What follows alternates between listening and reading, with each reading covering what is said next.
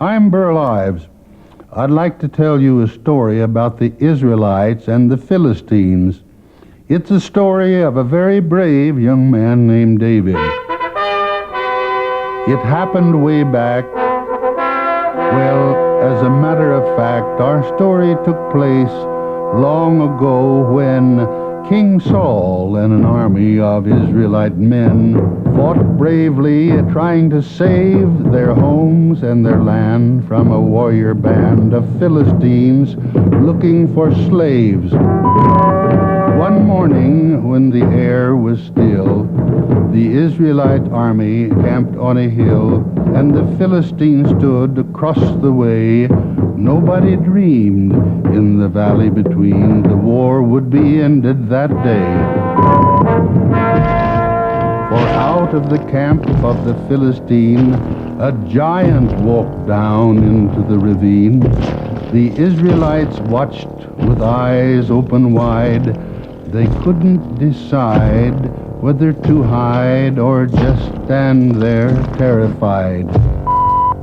The giant was over 9 feet in height. His shadow alone was enough to frighten the men on the opposite hill. He roared as he came, "Goliath's my name," and his voice caused their hearts to grow chill. For 40 mornings and evenings, Goliath came out into the valley of Elah and shouted to the Israelite men. He bellowed and raved, "Send someone brave, and I'll bring an end to this war." The giant thundered out his plan. "Send your biggest, strongest man. Send me down one Israelite, and whoever's alive after the fight will take over all of the land." King Saul was very worried. In a town far away, a young man named David tended his family's chores. It was his job to keep watch on the sheep while his older brothers fought in the war. David had faith in the Lord above, and God in return had a great deal of love for David. One day David's father said, "You'd better take some cheese and take some bread and see if your brothers need aid." So David went to the battleground. Instead of fighting, the young shepherd found his brothers and the others afraid. David looked at the battle scene. The Israelites were retreating in fear because of Goliath the Philistine. And David said, "What's happening here? Do you believe that bellowing giant is right?" Said David, "I find it odd to think that he could win this fight against you, the soldiers of God." The soldiers told David that King Saul would pay any man who would do his bidding. David replied, "Why, I'll fight him today." They murmured, "He's got to be kidding." King Saul summoned David to his tent and said, "Young man, I can't consent to a battle between you and that giant man. Do you know the cost? If you fought him and lost, we'd lose all, our homes and our land." But David looked at the king and said, "Doesn't it shock you that the giant should mock you and laugh at the name of the Lord?" Said David, "I'll go to the valley below and will not accept a reward." So David took his staff and sling, and walked into the valley alone.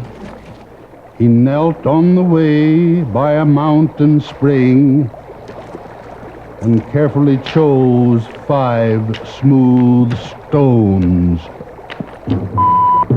The Israelites watched David in wonder. The Philistines jeered and laughed out loud. Goliath roared like thunder.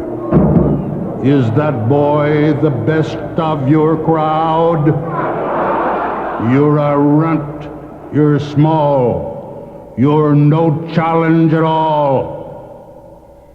Goliath the giant scoffed. I will leave your bones, that stick and those stones, and let wild animals finish you off. David said, I am not mighty like you. Yes, small, just a boy, that is true. I don't put my faith in a sword. You'll soon realize that I don't fear your size. I have faith in the power of the Lord. A young man alone with a sling and a stone, and all the courage that he could command, started his sling in a slow whirling swing as God gave power to his hand. The sling whistled with mounting force. David aimed on a deadly course straight for the giant's head. Goliath roared, now where is your Lord? He staggered, choked, and fell dead. The Philistines were awestruck. They panicked, they ran. David set about to finish the job he began. He lifted up Goliath's great sword, and you know what he did to make sure Goliath was dead. Then gave thanks to the Lord. With the Philistine army destroyed, the Israelites rose up overjoyed, for David had saved his nation. The triumph was glorious, Israel victorious. It was truly God's celebration.